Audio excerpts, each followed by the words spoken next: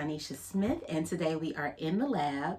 And I wanted to talk to you really quickly about a topic that I get asked about from my buyers all the time, and it's about the money, mainly the initial cost for buying a house. So let's talk about it. So some of the initial costs, a lot of buyers are really not aware of. A lot of people already know about the down payment money. Some people know about the closing costs, but there's also some stuff in between that you should be ready for. That's going to be not just your down payment, which you want to have money set aside for that. And depending on your loan, that could be anywhere from 3% to 20% or more depending on your finances. But once you have the down payment money, you also want to budget for things like your appraisal, because that's a buyer expense that a lot of people are not aware of. Also, inspection costs. If the seller has not already done the inspections that you want, or you want additional inspections to supplement what they've already provided, you will be responsible for the cost of those inspections. You also want to be ready for the point of sale ordinances.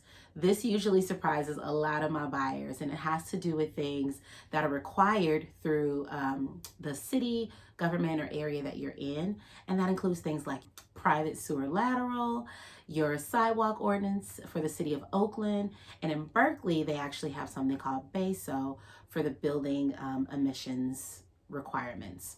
You also want to be prepared for repairs, because that's something that you may not necessarily be ready for, but it may come up as something that you need to take care of. So have some money set aside for that. And then of course your closing costs, which will include a variety of different fees that make up one specific number.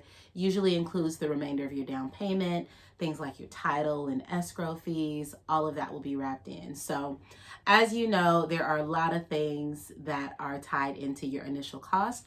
I want to make sure that you're budget ready. And if you have any specific questions, let me know, because every transaction is different.